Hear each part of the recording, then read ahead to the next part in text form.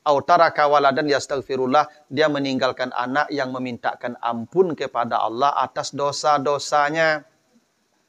Bapak ibu meninggalkan anak bapak ibu berdoa Rabbi firli wali walidayya warhamhuma kama rabbayani saghira. Kalau anak bapak ibu begitu, bapak ibu diamankan sampai hari kiamat walaupun anaknya mati duluan dari dia.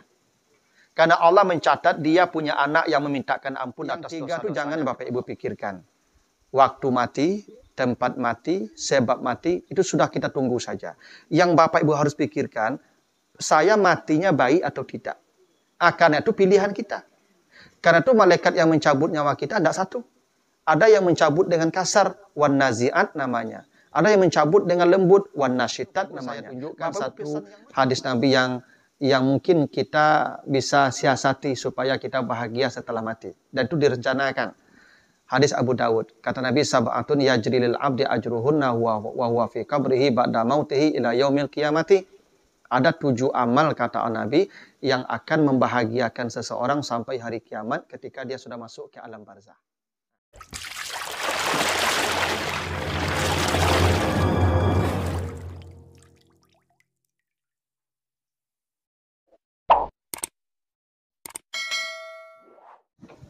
Assalamualaikum warahmatullahi wabarakatuh.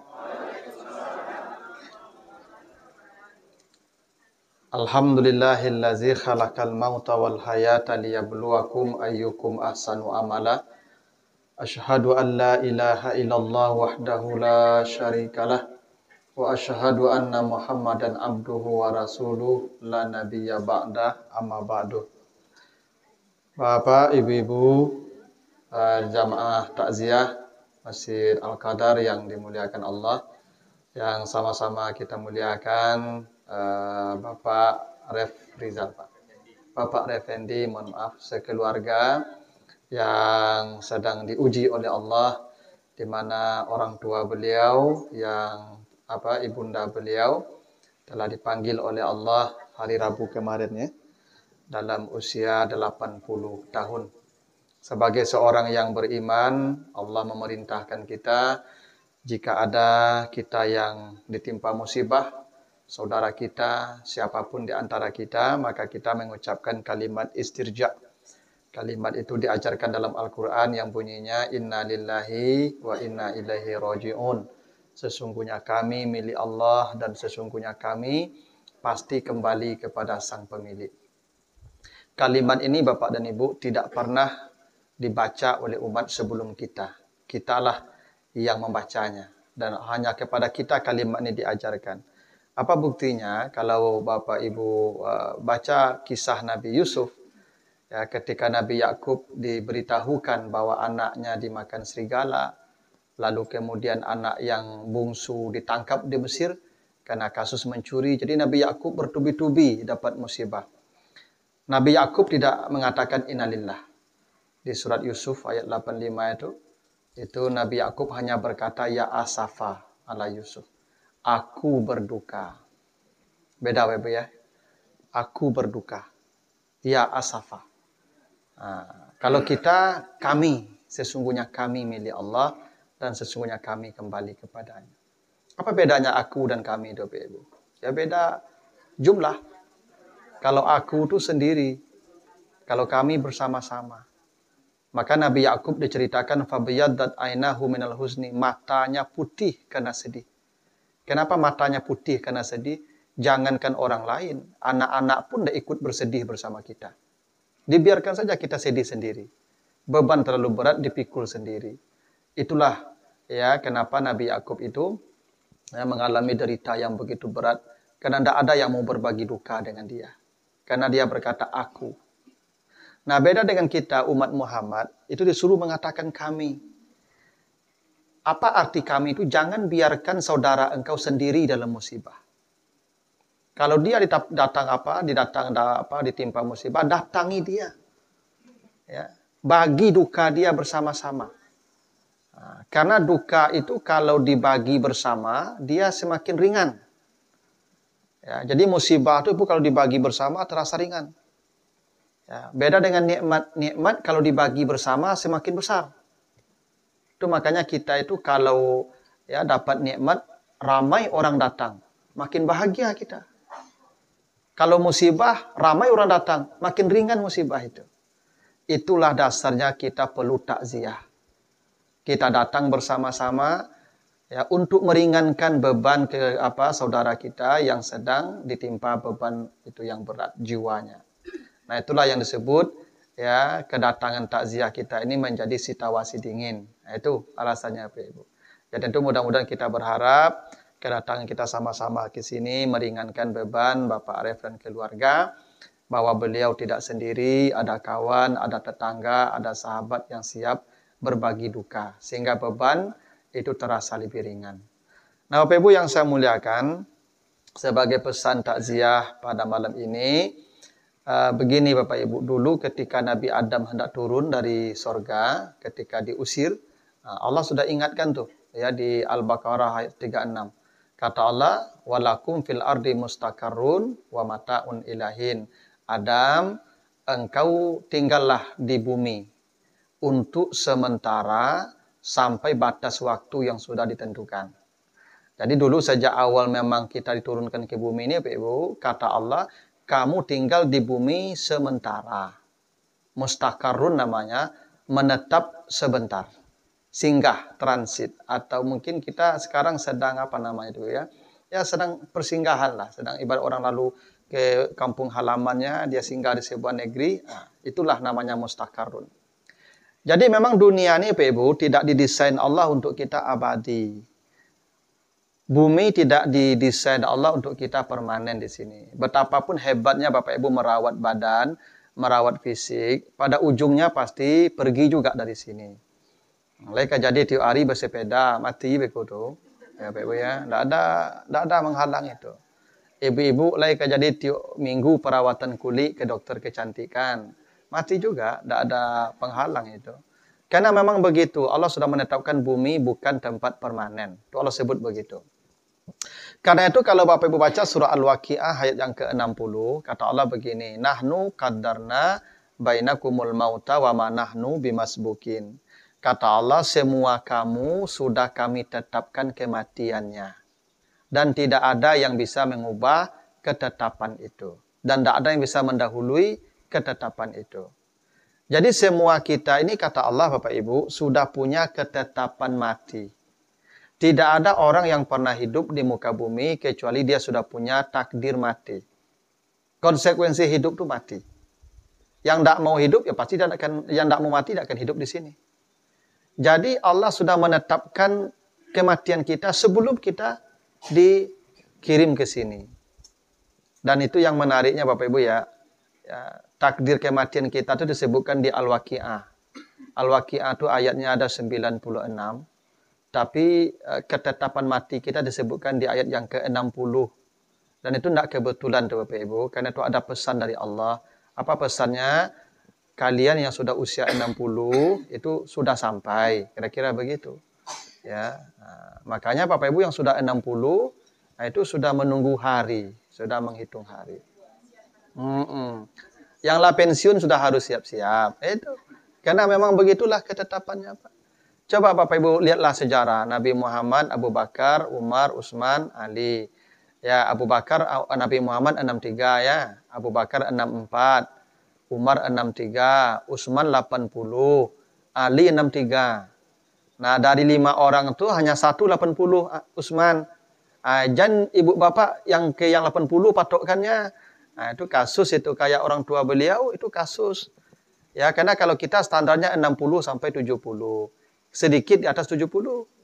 Cobalah Bapak Ibu hitung kawan-kawan SD yang sudah usia 65. Berapa tinggal lagi? Kan tidak banyak dah. Nah, itu rahasianya. Jadi ibu bapak yang lah 60 itu sudah harus siap. Gitu. Tentu saya tidak menakut-nakuti. Ya kan sudah harus siap. Itulah kenapa Bapak Ibu kalau usia sudah 60 ini nikmat tidur dikurangi Allah. Bapak Ibu tidurnya tidak lama, tidak dalam laloknya. Ya nak? Nikmat makan dikurangi Allah supaya Bapak Ibu tidak lalok-lalok, tidak makan-makan joleh. Sebab kalau lalu jual makan ko lama, lalu lama, nyo ibadah kurang Pak Ibu. Nyo ibadah ko makuk meningke, dek makan sakete, lalu sakete, percayalah Pak Ibu. Asal seketik makan, seketik lalu tu pasti ibadah hak meningkit. Tu makuk bulan puasa tu makuk meningkit ibadah hak tu Ibu. Dia seketik lalu, seketik makan. Itu jadi Bapak Ibu yang lah 60 tu makuk dicabut gigi bagai itu. Kata Tuhan jangan makan-makan jolai itu ya. Jadi itu Bapak Ibu. Nah, begini. Jadi Allah kan sudah mentakdirkan mati kita ya. Dalam Al-Quran Bapak Ibu Allah menyebutkan ada 3 ketetapan mati kita. Dan kita tidak akan mati kecuali di 3 ketetapan itu. Percayalah Bapak Ibu. Kita hanya menunggu 3 itu. Apa yang 3 itu? 2 disebutkan di surat Luqman ayat terakhir. Surat Luqman ayat 34. Yang lain, yang ketiga disebutkan di surat Ali Imran ayat 154. Kata Allah begini. Innallaha indahu ilmu sa'ah. Pertama, semua kamu Allah sudah tetapkan jadwal matinya, skedulnya, sa'ahnya. Bapak Ibu tidak akan mati kecuali di jadwal itu. Itu disebut ajal namanya. Ajal itu ketetapan mati kita waktunya. Itu yang kata Allah, la yastakhiruna sa'atan wa la yastaqdimun. Tidak bisa dimajukan, tidak bisa diundurkan. Bapak Ibu lah bosan hidup itu ingin mati. Tidak mati juga tuh kalau tidak waktunya. Atau ambu anakmu ketik-ketik, Ustaz, alun lah tidak bisa lah. Kok datangnya pai je ke rumah. Jadi tidak ada yang bisa maju, tidak ada yang bisa mundur. Kita akan mati sesuai waktu. Nah, tidak ada di luar tu Bapak Ibu. Jadi Bapak Ibu, ya penyakit tidak mematikan. Ada orang tiuk sawanta kalau masuk rumah sakit, tidak mati-mati je dah. Karena belum waktunya. Ada orang basin saja, matinya langsung. Bukan basin tu matikan ya Bapak Ibu. Memang waktunya cocok, waktunya tepat. Jadi Bapak Ibu tidak usah rusuh. Bapak Ibu apa-apa makan salah pun dekat 7. Kadang-kadang ibu-ibu kalau pensiun apa tidak boleh makan santan, tidak boleh makan daging, tidak boleh. Nyoka mati je selera dan tahannya Bapak Ibu. Agi saya dekat 7 itu. Apa dekat 7 dia boleh bagi saya Pak. Jangan tahan-tahan selera beliau. Banyak ibu-ibu tu protektif mana tu. Kalaulah apa kalau pensiun tu tak boleh lah makan santan. Hanya lagi abui siapa kau tu hari lah. Abui sipade tu sempade. Itu menyesu nama tu ibu-ibu tu. Yang tak boleh tu berlebih-lebihan. Itu tak boleh. Tapi kalau pun teragak dia boleh bagi salah, tak masalah lah. Jangan tahan-tahan selera beliau. Manusia tu tak ada yang mematikan kecuali ajalnya. Kalau ajalnya sampai dia mati. Tak ada penyakit mematikan Pak Ibu. Ya tak? Yang tak ada kena makan ini dia sakit mati tidak. Itu sebab saja itu. Ya tak? Karena mati ajal, tak ada hubungannya dengan apa yang kita konsumsi. Jadi Bapak Ibu, ya jangan tahan-tahan selera apa nah. Ya dah. Kok teragak dapat agian salah. Kok matinya ajalnya sampai itu. Ya tak? Bukan nak makan tadi. Nah, kadang ibu ambo dapat apa kau sebagian ayang curhat kamu ambo jadi abui-abui saya dibuatkan abui-abui saya. Hanya lah mati je Ibu jadi abui-abui panjang itulah seso ya Bapak Ibu. Nah, tuh. Jadi kita ni hanya menunggu waktu saja Bapak Ibu. Dan waktu kita tidak akan bertambah. Percayalah Bapak Ibu. Perawatan, olahraga itu ikhtiar kita supaya kita bisa lebih maksimal untuk berbuat. Itu aja. Tidak akan menambah usia kita Bapak Ibu. Percayalah. Allah sudah menetapkan waktu kita. Yang kedua kata Allah wa matadri nafsun bi ayyi ardin tamun. Bumi tempat kita mati sudah Allah tetapkan. Bapak Ibu tidak akan mati kecuali di bumi yang sudah ditetapkan Allah. Ada yang di Bukit Tinggi, ada yang di Jakarta, ada yang di Swiss kemarin ya.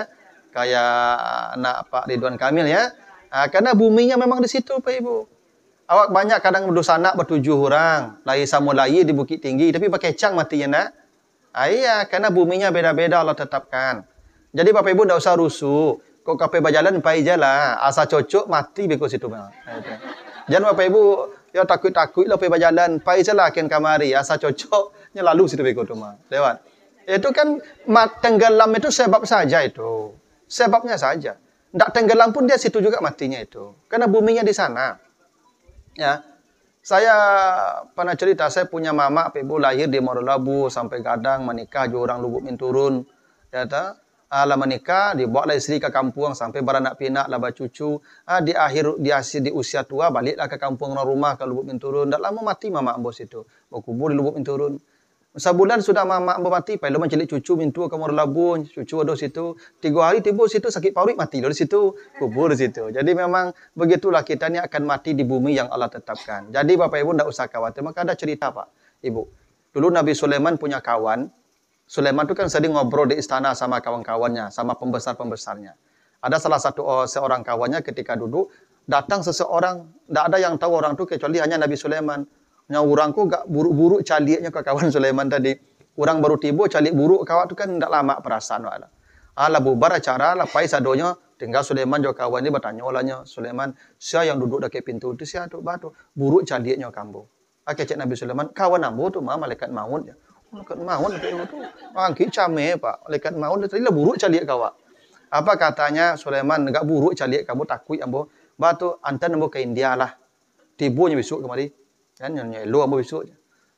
Dipanggil angin Sulaiman kan ada kendaraannya angin, bawa lah antan ke India.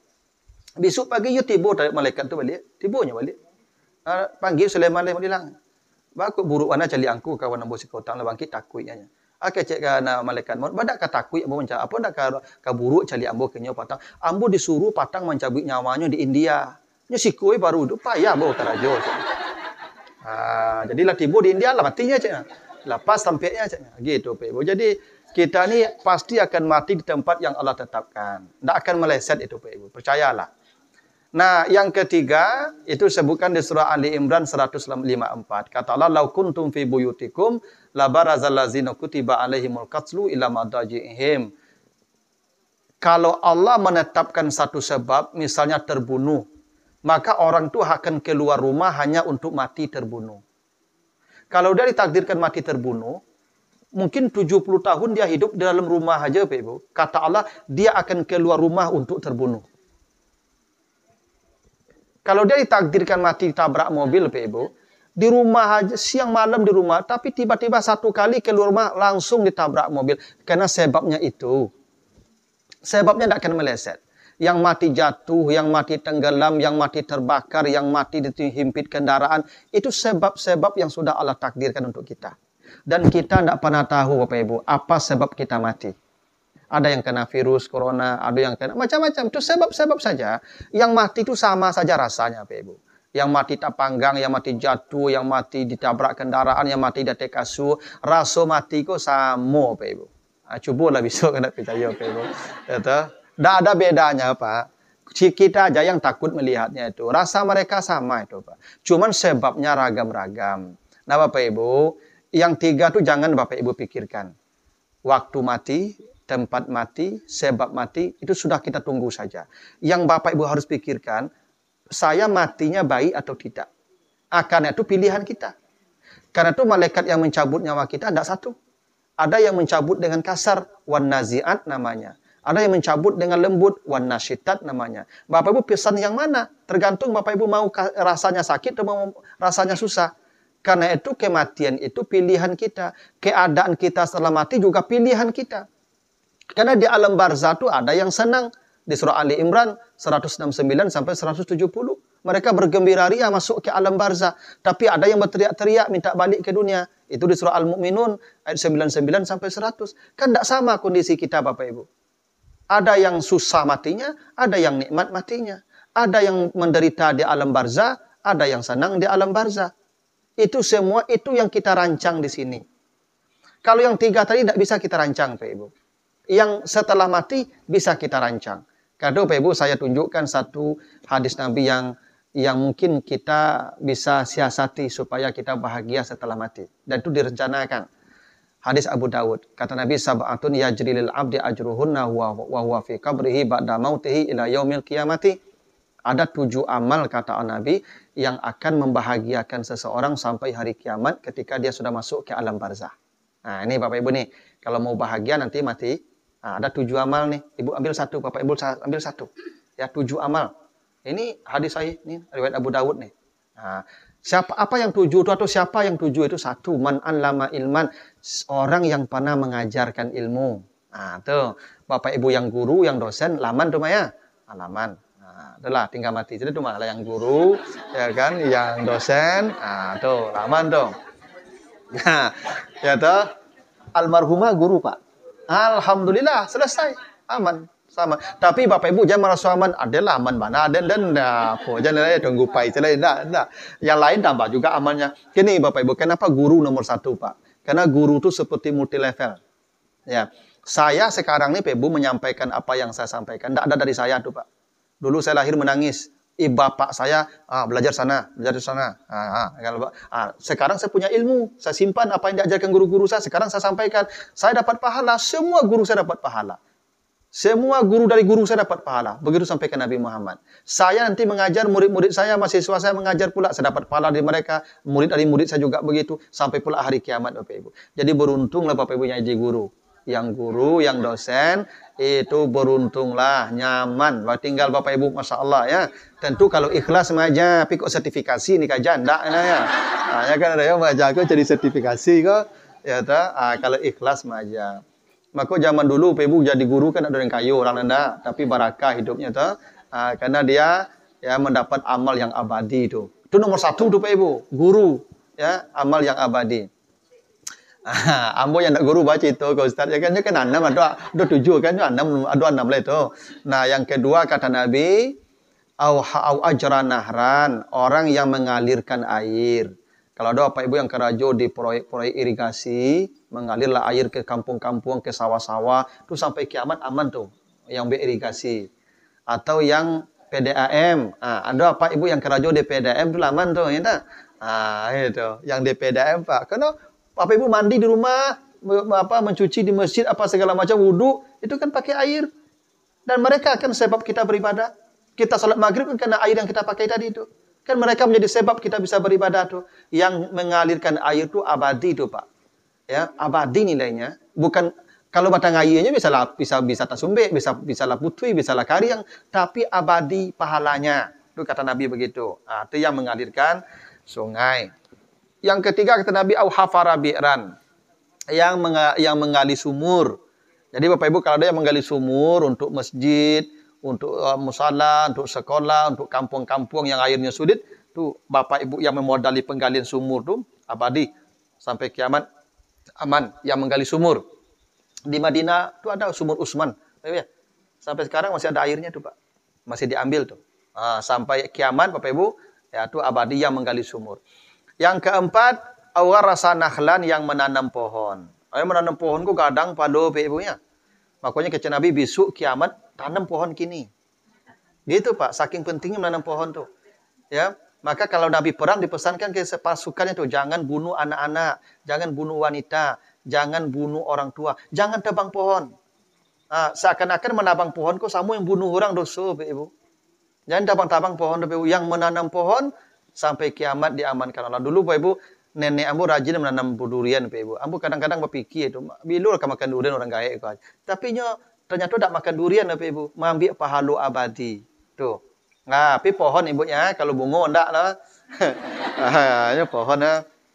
Nah, yang kelima, awar rasa mushafan, mewariskan mushaf. Ini saya pesankan nih kepada keluarga. Kalau ada harta beliau yang masih tertinggal dan belum dibagi, nanti ke toko buku beli Quran. Berapapun terserah, beli. Taruh di masjid, atau di musala, atau tempat mengaji. Insya Allah diamankan yang mewariskannya sampai hari kiamat. Bapak Ibu yang belum, tolong lakukan. Karena masuk surga itu gampang. Yang penting mau, kata Nabi. Yang masuk surga, yang tidak masuk surga, yang tidak mau. Nah, ini modalnya. Mewariskan mushaf. Pokoknya Bapak Ibu tercatat pernah meninggalkan mushaf untuk orang. Itu Bapak Ibu kalau pergi ke Makkah, nyopaso-paso ambil Quran, ya itulah tuh. Mewariskan mushaf tuh kadang palu itu abadi sampai kiamat tuh. Nah, yang keenam, aubana masjidan yang ikut membangun masjid. Nah, saya kira Bapak Ibu sudah ikutlah ini. Masjid kita bangun sama-sama, walaupun sebesar sarang burung, kata Nabi. Yang ikut bangun masjid, diamankan Allah sampai hari kiamat. Jadi Bapak Ibu, yang belum nih, ikutlah ya bangun masjid. Ya, tidak satu masjid, tidak mesti. Keramik boleh, semen boleh, ya toh.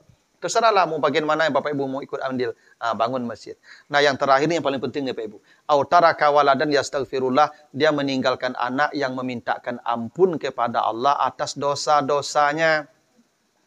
Bapak Ibu meninggalkan anak Bapak Ibu berdoa Rabbi firli wali walidayya warhamhuma kama rabbayani shaghira.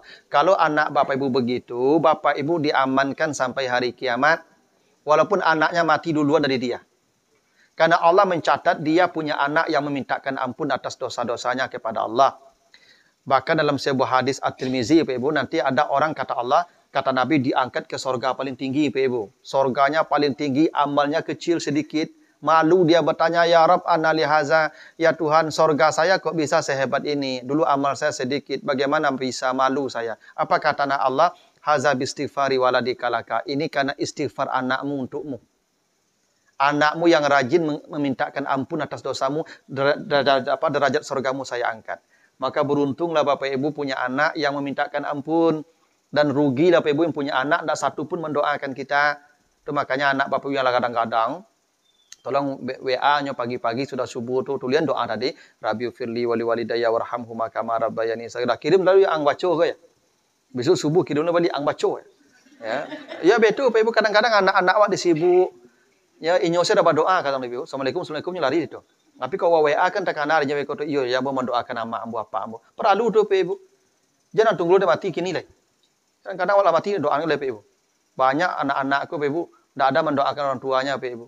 Kata, ini aset yang paling berharga nih, Bapak yang punya anak, bukan anak yang jadi ustadz, tidak mesti ustadz anak Bapak Ibu, memintakan ampun kepada Allah atas dosa kita. Itu yang paling penting. Dan itu amal yang abadi, kata Nabi. Kalau dia punya anak begitu, Allah akan amankan dia sampai hari kiamat. Walaupun anaknya sudah mati, kan dia yang abadi bukan zatnya, tapi nilai itu. Masjid Bapak Ibu bangun kan tidak abadi masjid, nanti dirobohkan orang juga tuh, tapi nilainya abadi. Quran diwariskan kan nanti juga habis Quran kertas itu, tapi nilainya abadi. Nanam pohon kan mati pohonnya nanti itu, nilainya abadi. Gali sumur kan kering sumurnya, ya nilainya abadi. Air juga begitu, nilainya abadi. Ilmu kan nanti, tidak ada, semua tidak ada yang abadi fisiknya, yang abadi nilainya. Karena itu kata Allah, ambillah agak satu, kata Nabi ya, ambillah agak satu, supaya kita dapat amal yang abadi sampai hari kiamat.